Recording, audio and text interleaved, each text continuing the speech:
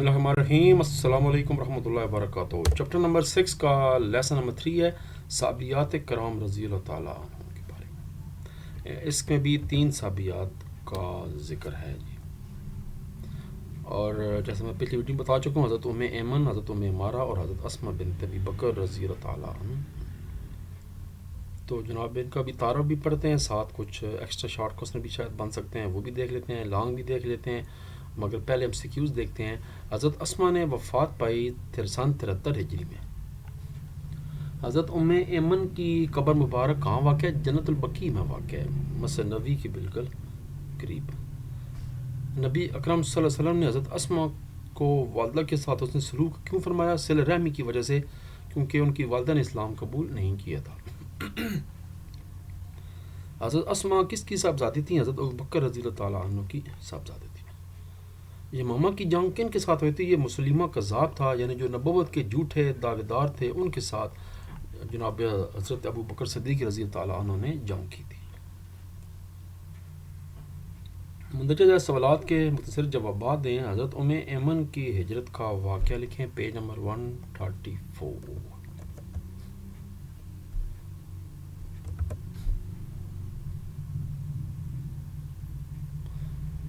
کوئی زیادہ ڈیٹیل صحیح طریقے سے نہیں دی گئی، بس اس کا یہی جواب پھر بن سکتا ہے کہ حضرت ام ایمن رضی اللہ عنہ جو اصل نام تھا وہ برکہ بنت صابلہ تھا، آپ کی کنیت ام ایمن تھی اور عرف ام الزبا تھا، حبشہ کی رہنے والی تھیں۔ پیغمبر اسلام صلی اللہ علیہ وسلم کے والد بزرگوار حضرت عبداللہ بن عبد المطلب کی کنیز تھیں۔ ان کے انتقال کے بعد انہوں نے حبشہ سے جو ہے وہاں سے ہجرت کی اور حضرت آمنہ کے پاس آ کر رہنے لگی تھی، یعنی حبشہ سے ہجرت نہیں کی، حبشہ وہ تو بہت پہلے کر چکی تھی، رہنے والی ہجرت حبشہ کی تھی۔ جب نبی کے وسلم حضرت بی بی حلیمہ سعدی کے گھر سے اپنی والدہ کے پاس واپس آیا تو ام ایمن نے آپ وسلم کی دیکھ بھال فرمائی تھی۔ اب اگر آپ کو کوئی اور جواب کسی لائن میں مل سکتا ہے تو مجھے لازمی بتایا کریں، یہ خالی نہ بتایا کریں سر جی جواب درست نہیں ہے، یہ بتائیں کہ جواب درست کون سا ہے، کہاں پر ہے، کون سے پیج پر ہے، تاکہ ہم سب کو آئیڈیا ہو جائے۔ جسٹیفائی کیے کریں، تکہ نہ لگا دی کریں اور سر جی غلط کر چھوڑیں، کیونکہ مزید کہیں میں نے جہاں پر جو ہے نا وہ کچھ ہجرت کے بارے میں ان کا کوئی نہیں دیکھا۔ اگلا جناب جو شارٹ کوسچن ہے، حضرت ام عمارہ کی شجاعت کا واقعہ لکھیں، پیج نمبر 135۔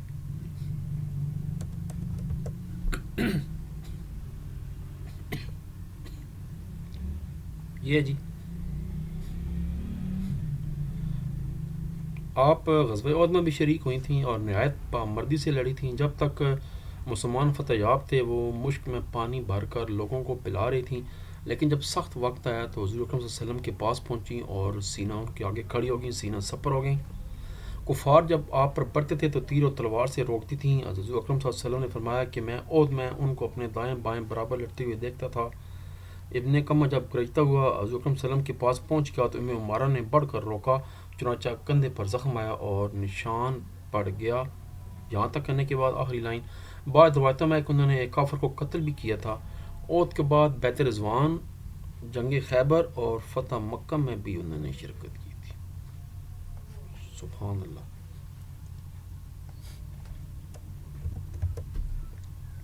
سوال نمبر 3 ہے، حضرت اسماء رضی اللہ عنہ کے صبر اور مشقت کا واقعہ لکھیں، پیج نمبر 136 اینڈ 137۔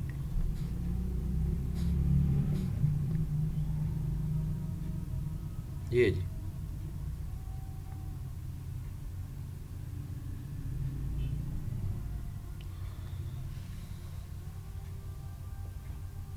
آپ نہایت متواضع اور صابر تھیں، مجموعہ مشقت میں ان کو بالکل آر نہ تھا۔ ان کے شوہر حضرت زبیر بن رضی تعالیٰ عنہ مہاجرین میں بہت ہی غریب تھے۔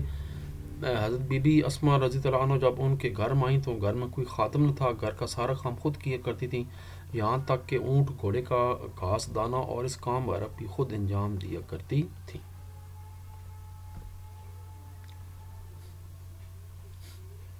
اور جناب اگلا سوال چوتھا، جنگ یمامہ میں حضرت ام عمارہ کا کردار کیا تھا، پیج نمبر 136۔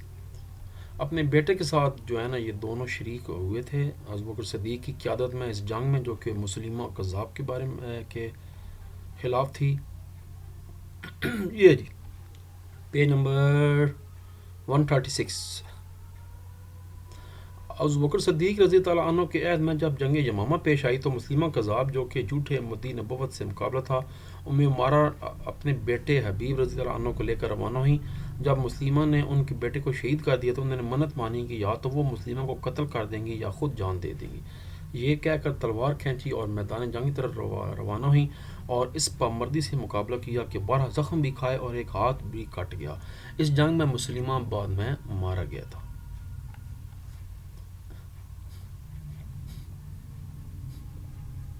لو جی پانچویں ہے جو کہ تھوڑا سا اپنے پاس اضافہ بھی کرنا ہے۔ حضرت عبداللہ بن زبیر رضی تعالیٰ عنہ کی ولادت پر مسلمانوں کو خوشی کی ہوئی۔ کچھ جواب پیج 136 پہ ہے اور کچھ اپنی ورڈنگ میں بتانا ہے، میں بتاتا ہوں کیا بتانا ہے۔ پہلے 136 پیج پہ چلیں۔ وہ یہ تھا کہ جب مہاجرین ہجرت کر کے مدینہ منورہ پہنچے تو کافی عرصے تک ان کے ہاں کوئی اولاد نہ ہوئی۔ یہودیوں کو بڑی خوشی ہوئی، بلکہ بعض یہودی نے یہ بھی کہا کہ ہم نے تو بھائی ان پر جادو کر دیا ہے، اس لیے کسی مہاجر گھر میں معاذ اللہ بچہ پیدا نہیں ہوگا، استغفر اللہ۔ تو جو سب سے پہلا بچہ پیدا ہوا وہ حضرت عبداللہ بن زبیر تھے۔ اب یہ بتانے کے بعد آپ کہہ دیں کہ پھر مسلمانوں کو اس لیے زیادہ خوشی ہوئی کہ وہ جو ہندو بڑی بڑی باتیں کرتے تھے وہ ساری جھوٹ باطل ثابت ہو گئیں، کوئی جادو کوئی کچھ نہیں تھا، بلکہ اس میں اللہ تعالیٰ کی رضا تھی۔ یہ بات اپنے پاس ہے، آپ اضافہ کر۔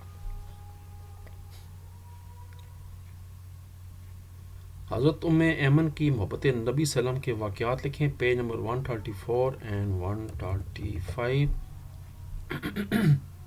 یہ جی 134 یہاں سے سٹارٹ کریں گے۔ ہجرت نبی صلی اللہ علیہ وسلم کے موقع پر سخت گرمی میں پیدل مکہ مکرمہ سے مدینہ منورہ ہجرت کی، جبکہ وہ روزے میں بھی تھیں۔ اس کے بعد غزوہ احد میں بھی شرکت کی اور اس موقع پر وہ لوگوں کو پانی پلاتی اور زخموں کی تیمارداری کرتی تھیں۔ غزوہ خیبر میں بھی شریک ہوئیں۔ میں پہلے غلطی سے جنگ خیبر کیا گیا تھا، معذرت، غزوہ تھا یہ جس میں آپ صلی اللہ علیہ وسلم نے خود شرکت فرمائی تھی۔ اس کے بعد آگے چلیں۔ ایک موقع پر آپ صلی اللہ علیہ وسلم نے ان کو جنت کی بشارت دیتے ہوئے انہیں جنتی خاتون بھی قرار دیا۔ سن 11 ہجری میں جب حضور اکرم صلی اللہ علیہ وسلم کا انتقال ہوا فرمایا انہوں نے، تو حضرت ام ایمن سخت مغموم تھیں اور رو رہی تھیں۔ حضرت ابو بکر اور حضرت عمر رضی اللہ عنہ نے سمجھایا کہ رسول اللہ صلی اللہ علیہ وسلم کے لیے اللہ تبارک و تعالیٰ کے پاس بہتر چیز موجود ہے۔ انہوں نے فرمایا کہ مجھے معلوم ہے، لیکن رونے کا اصل سبب یہ ہے کہ اب وحی کا سلسلہ منقطع ہو گیا۔ حضرت ابو بکر اور حضرت عمر رضی اللہ عنہ پر اس کا جواب کس قدر اثر ہوا کہ وہ بھی ان کے ساتھ مل کر زار و قطار رونے لگے۔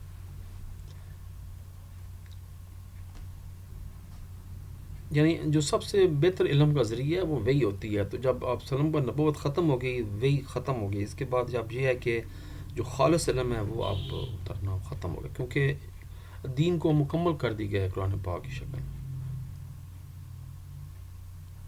جناب دوسرا لانگ کوسچن ہے، حضرت ام عمارہ کے شجاعت کے بارے میں لکھیں۔ ابھی ہم 2-3 شارٹ کوسچن انہی ٹاپک سے کر چکے ہیں، تو وہ آپ ریپیٹ کر دیں۔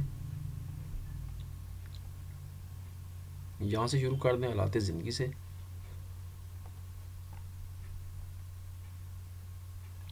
چلتے چلتے جناب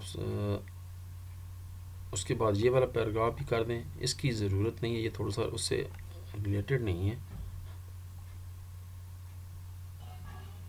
صرف شجاعت کے بارے میں یہ ہے۔ یہاں سے یہ والا پیراگراف بھی پورا کریں، اور یہ جو ابھی کیا تھا یہ بھی پیراگراف آپ پورا کا پورا کرنا ہے، کیونکہ اب یہ لانگ کوسچن ہے۔ ایک پیراگراف یہ ہو گیا، ایک یہ پیراگراف ہو گیا جنگ احد والا، اور اس کے بعد تیسرا پیراگراف ہو گیا جمع یمامہ والا۔ 3 ٹاپک ہو گئے جناب۔ آخری لانگ کوسچن ہے،